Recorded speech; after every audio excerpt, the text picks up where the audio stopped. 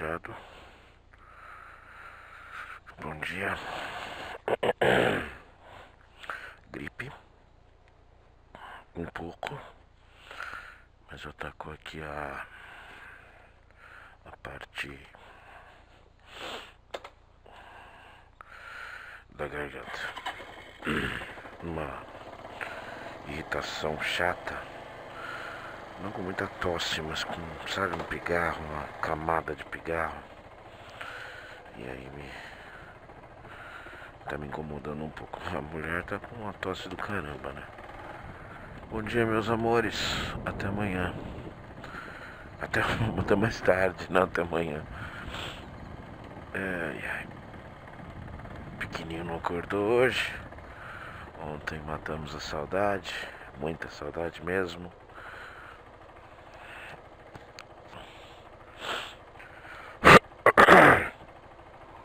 E durante esse vídeo haverão algumas limpezas de pigarro da garganta.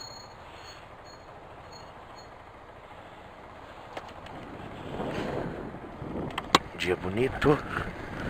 Mais uma vez. Dia limpo. Sem previsão de chuva, ao que parece. Bastante coisa. Algumas coisinhas para resolver. Pontuais.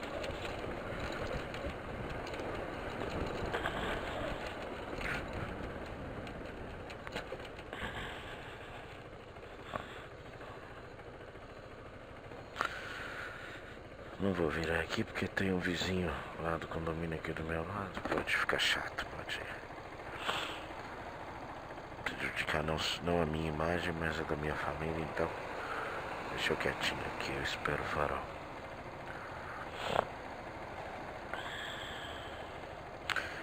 Para efeito de atualização do atual momento,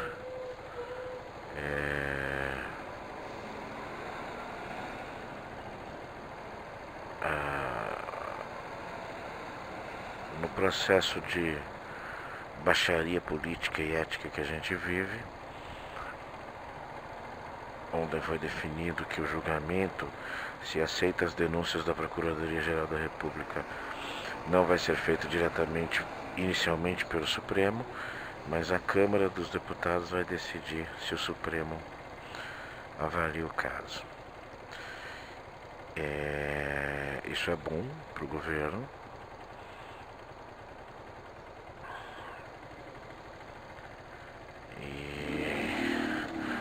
Mais uma vez ruim para todos nós. Mas enfim, então o governo se arma com algumas frentes, entre elas novas ameaças de perdas de cargo, mandato e mais regalias do que as normalmente já recebidas, né? Também assim, o recado deixou dessa forma a reunião do governo para definir o que vai acontecer com quem votar assim ou assado. Vai ser generoso com quem for contra e vai ser rigoroso com quem for a favor. Isso é explícito, isso não teve a menor intenção de ser velado. E nós aqui, população, estamos achando isso uma coisa muito normal, ou, na pior das hipóteses, estamos entregando os pontos, dizendo que não adianta tentar mexer com isso. Ok.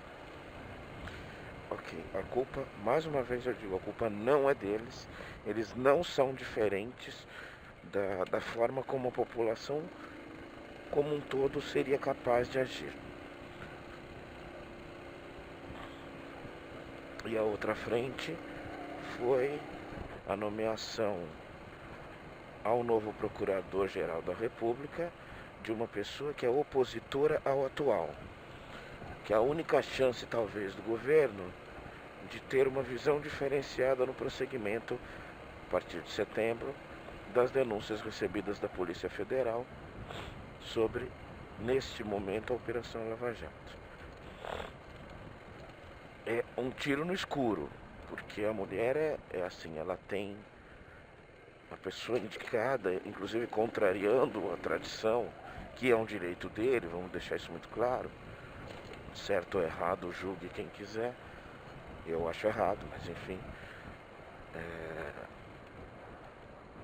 Tem carreira sólida e sem uma única mancha em combate à corrupção, efetivamente, combate a trabalho escravo, defesa de direitos humanos. Ela realmente é uma figura gigantesca no meio jurídico. Mas era talvez uma única chance que o governo teria para também garantir um pedacinho ali, deixar a coisa um pouquinho menos difícil, né? Mas enfim, a minha única preocupação é a seguinte: eu gostaria que a votação sobre aceitar essa denúncia ou não, esse trabalho gigantesco feito pela Polícia Federal de Brasília, fosse aberta, fosse uma votação aberta.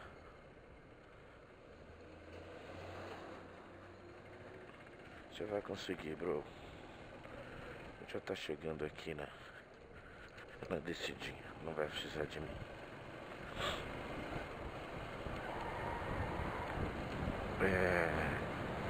Mas enfim, é isso. Esse jogo podre mesmo. Ele não tá fazendo diferente do que a Dilma fez, do que o Lula fez, enfim. O Lula não precisou fazer. O Lula tinha maioria no Congresso, essa era a questão. E o Lula é o Lula. O Lula é o Lula. É um dos mais geniais políticos que o Brasil já viu. Um sem vergonha. Mas é um dos mais geniais políticos que o Brasil já viu. O medo lá atrás, lá bem atrás, quando a Dilma ia colocá-lo como ministro da Justiça, o medo, a questão não era, não, ela colocou ele para ele não ser preso. Não, ele não seria preso. Ele foi preso. O medo era ele lá. Essa é a questão. O cara seria o presidente novamente do Brasil.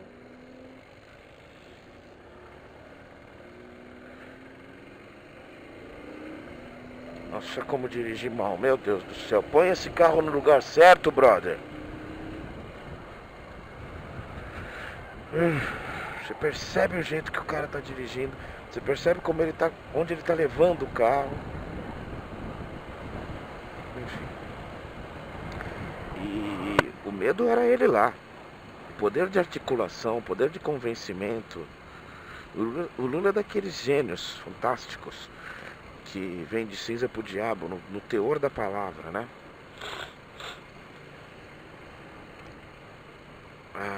Vamos falar sobre um outro negócio aqui. Como eu falei ontem, eu ligo a linha política brasileira não só com os valores éticos que o povo brasileiro tem, mas também com a capacidade de ser enganado que o brasileiro tem. Por isso que eu não espero algum milagre no sentido político da gente, na próxima eleição, montar um cenário de congresso um pouco menos maleável, né? Um pouco com o rabo menos preso e tal. Não tenho. Porque eu não estou efetivamente preocupado com o próximo presidente. Eu estou preocupado se for o Lula, porque é um retrocesso explícito. Mas também eu não estou preocupado se for qualquer outro. Não, Bolsonaro me preocupa sim. Porque Bolsonaro significaria uma mudança no patamar comportamental do povo brasileiro. Isso realmente, na minha opinião, traria certo desconforto. Lula e Bolsonaro, são o que eu acho que podem trazer mal ao Brasil. Agora, especificamente,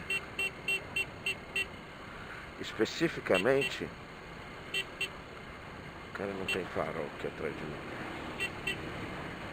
O Congresso Nacional que a gente formar em 2018, esse sim terá que ter uma característica mais independente,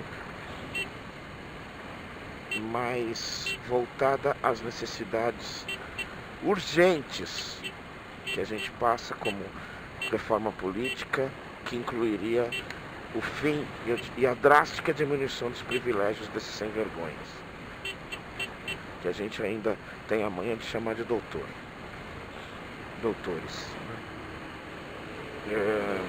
Vamos voltar aqui. Eu marquei alguma coisa. Marquei para falar sobre natural versus moral, que é tema de um dos vídeos do Pirula. Aquele vídeo que eu assisti ontem, que é um pouco antiguinho. E tem um rapaz, dito arqueólogo, chamado Rodrigo P. Silva, que ficou famoso por uma entrevista com o Jô Soares. Eu já falei sobre ele, mas eu não lembrava o nome. E agora foi falar do mesmo tema com o Ronivon. E eu me assusto com figuras do tipo dele. Vamos deixar claro uma coisa. Quando você quer provar alguma coisa, você tem que colocar os argumentos de comprovação que você consegue no mesmo patamar da argumentação, da inquisição, vamos dizer assim, do que for perguntado.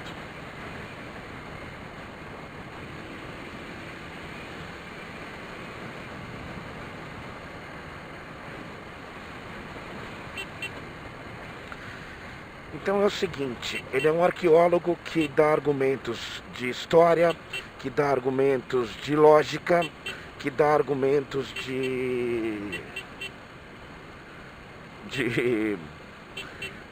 comportamentais.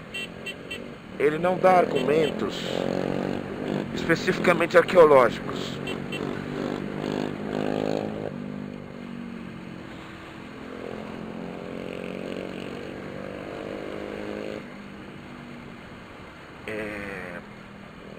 Isso é um perigo.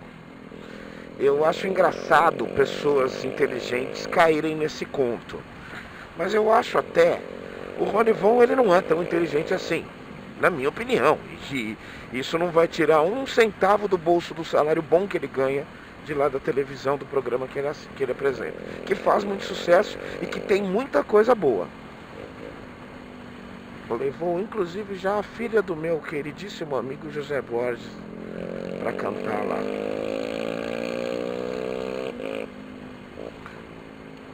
Bem barulhenta, né? Mas parece ser bonitinha. Pelo menos aqui o neon que tá no cantinho, que deu pra ver, me pareceu bonitinho.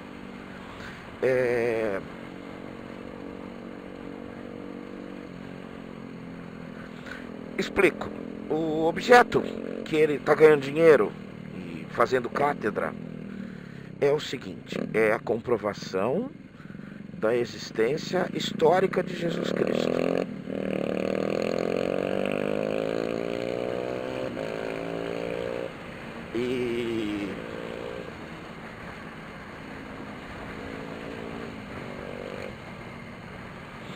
E ele é um arqueólogo, tá? Se ele fosse um historiador, se ele fosse um antropólogo, eu entenderia alguns argumentos que ele erroneamente usa. Mas ele é um arqueólogo. Então, assim, para dar uma floreada na narrativa, ele leva uma cumbuca, que pode ter sido usada para ser servido vinho na época. Ele leva um copo, que pode ter sido do mesmo modelo que um suposto cálice da última ceia. Ok. Isso prova o quê?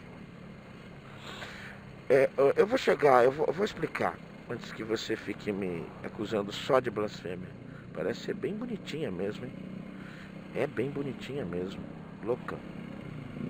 Bem feitinha.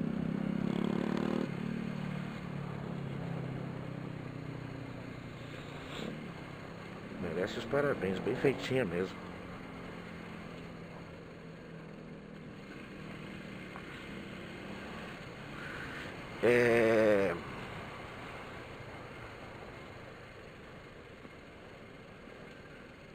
Eu já chego. Onde eu quero chegar. O que acontece é que ele usa de falácias que, na minha opinião, eu que sou um leigo, não posso aceitar. Não posso usar como provas ou evidências do que ele está falando.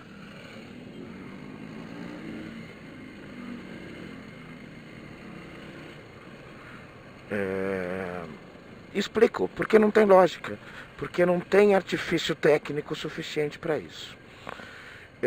Lá eu já falei isso num outro vídeo, na entrevista com o Jô, ele falou uma coisa que é completamente errada, uma afirmação que não tem base nenhuma, não tem como ser comprovada.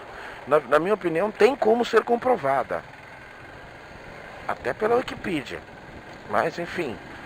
É aquela coisa que você fala tão naturalmente que a pessoa fala, nossa, como é que eu não pensei nisso antes? Que ele fala que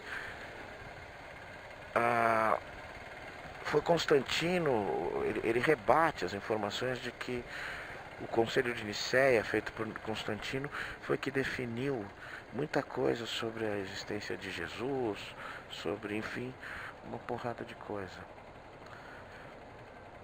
E ele usa como argumento o fato de que Constantino era analfabeto.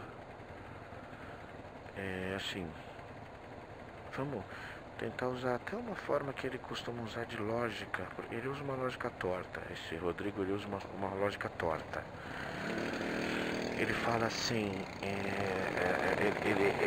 e aí a gente, vamos usar o mesmo tipo de lógica que ele usa, não para comprovar, mas para brincar com as palavras da forma como ele brinca.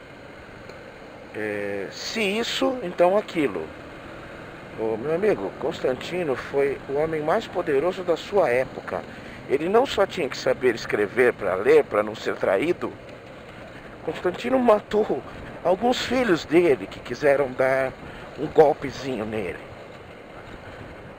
Constantino se juntou ao cristianismo porque era básico que ele precisava de um apoio de lideranças que já tinham influências populares.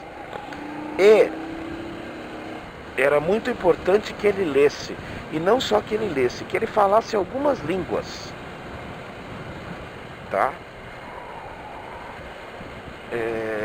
Então, é assim, tem farto argumento para leigos disponível, que podem comprovar facilmente que Constantino podia ser tudo, menos analfabeto. Então, já é um problema grave, foi onde me chamou a atenção. Porque eu estava vendo os meus filmes, meus canais da Atheist Experience, do Luke Anderson, e do lado aparecem os como é que eles chamam? Os algoritmos vão chamando o novo assunto do lado ali, né? Os videozinhos em miniatura falando do lado. E ao lado estava lá. Especialista comprova a Jô Soares a existência de Jesus Cristo. E aí eu entrei e é aí que ele está falando que não tem nada a ver com Constantino, porque Constantino era analfabeto. A base documental disso, a base até lógica disso não é explicada. Ele diz assim, como quem diz, o céu é azul. E não sei se o Jô, por respeito à cátedra, ao que ele estava defendendo, ficou quieto, ou talvez até por não ter argumentos naquele momento para poder falar não, ou pela necessidade do programa. Você não pode no contexto parar, pensar, olhar e falar, mas peraí, como assim? De onde você tirou a ideia de que o Constantino era analfabeto? Você entendeu? Então beleza. Aí ontem, nessas minhas, no mesmo conceito, tá lá, Jô Soares recebe arqueólogo que comprova a existência histórica de Jesus Cristo. E aí você pega essas falacinhas aí, pega ele falando, ele mostrando uma jarrinha, uma cumbuquinha, um,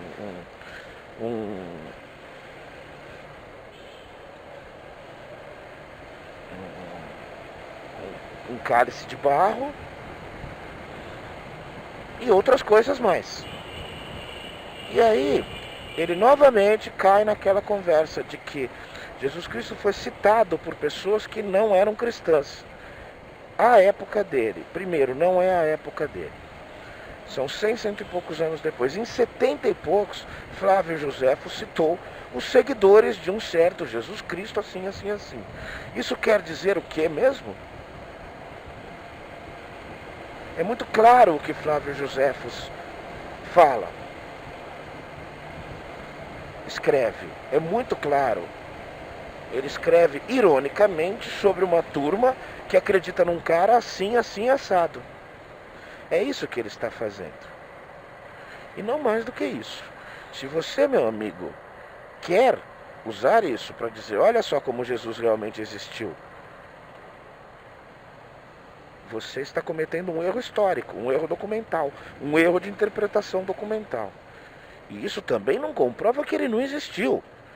A questão é que o ônus da prova é seu e não meu.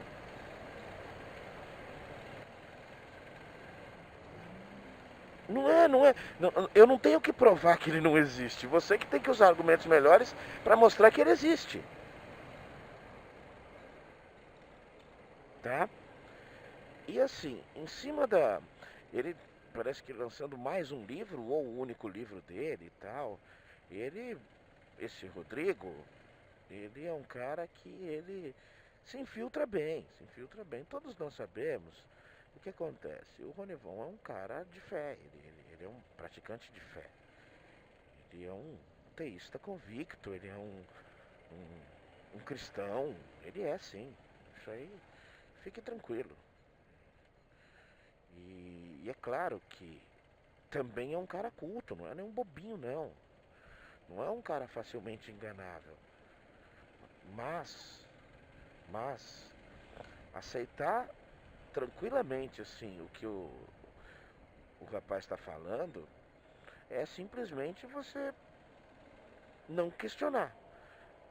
Há formas de questionamento, de contestar, ou de ao menos questionar melhor as questões que o rapaz está falando, justamente porque ele, como um arqueólogo, ele é um cara de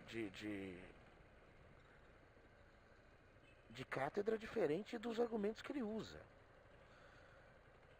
Quer ver? Eu vou dar um outro argumento. Ele dá como prova da ressurreição. Uma das perguntas do,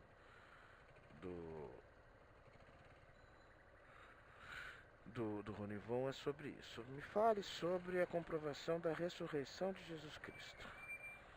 E ele dá uma prova.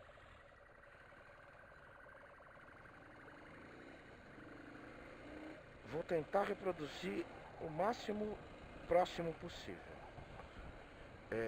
A ressurreição, o termo da ressurreição, não era aceito nem por judeus, nem por romanos, nem por qualquer outra seita praticada na época e aceita na época. Então, os cristãos não usariam do argumento da ressurreição porque era uma coisa absurda e ridicularizada. Simples assim, gente, a explicação que ele deu é esta. Usando um ou outro termo diferente, mas é esta. Básica e especificamente é esta a explicação que ele deu. Eu peço desculpas a poder tecer um comentário bem frio, bem complicado sobre isso. Isso é desonesto. Isso é desonesto. O arqueólogo, que ideia exatamente é essa? Tem um acidente ali. E é por isso que a ambulância está correndo aqui, eu acho, né? Poxa, vamos lá. É carro? O que parece é carro. Hospital São Luís ali, ó. Aquele prédio ali.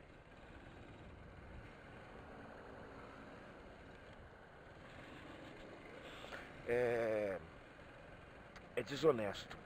Você é um arqueólogo, você não é um antropólogo, você não é um estudioso do comportamento humano e muito menos do comportamento da época. Você pode, com seus estudos de arqueologia, com base nos documentos encontrados... Ah, é sério? Passou a gente de novo, cara? Pior que agora vai ter que ficar atrás. Bobeira, hein? Achei que ele não viria pra cá. Mas tudo bem.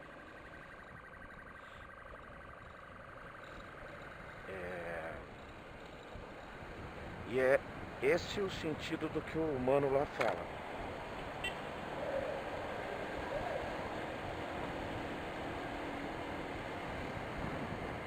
São esses argumentos. Não pode ter sido isso porque na época isso. Não pode ter sido isso porque Constantino era analfabeto. Não pode ter sido isso porque seria ridículo afirmar um negócio desse na época. E daí? E daí? Você estava afirmando um monte de outras coisas que na época eram ridículas. Você estava afirmando que o cara alimentou, através de um milagre, milhares de pessoas com 5 pães, um pão e 5 peixes, ou vice-versa.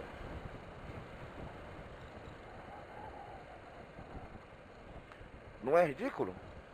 Você está dizendo que o cara transformou água em vinho num casamento. Que milagre de amor ao próximo, né? Não é ridículo?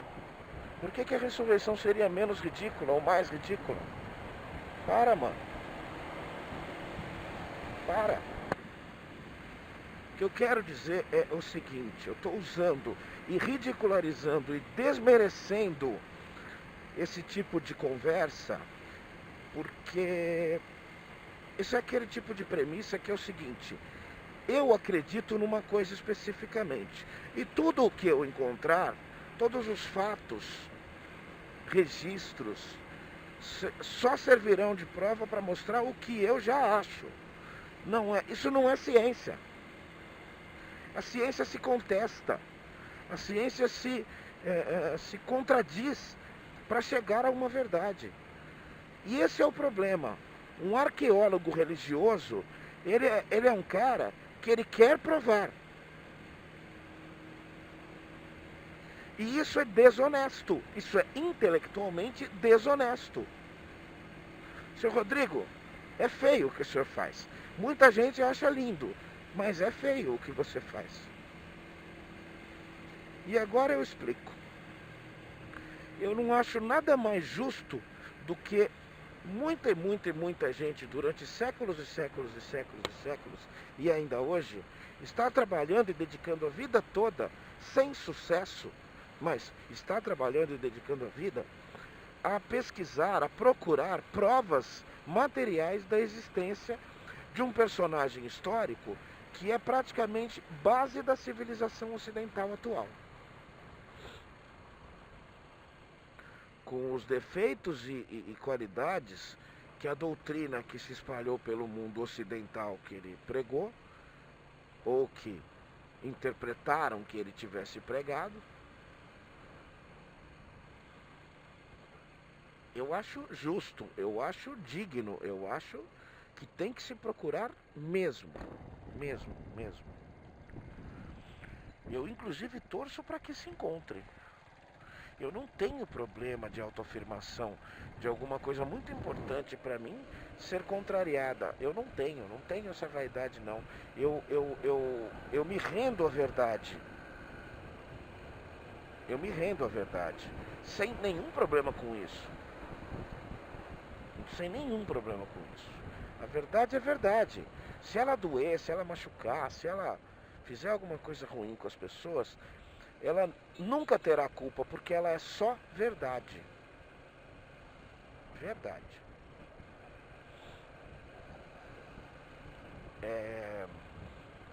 E agora eu chego onde eu queria chegar.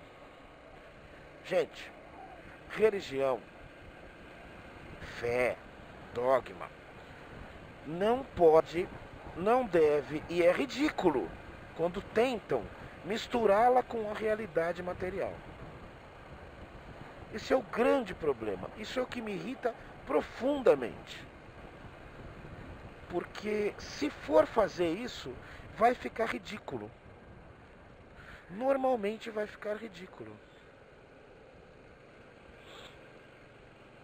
O assunto é imaterial, o assunto é abstrato e o assunto depende daquilo que eu critico. Depende de fé e não de fatos. Arqueólogo, cadê alguma coisa, arqueólogo? Por favor. Arqueólogo cristão. O problema é, você não explicou que você é um cristão convicto e é o seu direito sê-lo? Mas que você já era um cristão convicto antes dos seus estudos. Quando você se mascara de que hoje você tem muito mais certeza sobre a sua cristandade e sobre a existência, você está simplesmente encaixando apenas e tão somente ideias, formas de raciocínio viradas ao contrário, para comprovar o que você tem fé. Só isso. Eu critico a fé, eu não quero ter fé. Fé só existe quando não há razão, quando não há certeza, quando não há explicação, você apela ao argumento da fé. Isso tem que ter fé, senão não vai acreditar. É verdade. É realmente uma enorme verdade. Agora, deixem Jesus Cristo, Deus, milagres, no âmbito abstrato. Não tentem, não trabalhem para isso, porque é feio. É feio. É igual aqueles teólogos que vão lá debater com Sam Harris, com Christopher Hitchens, com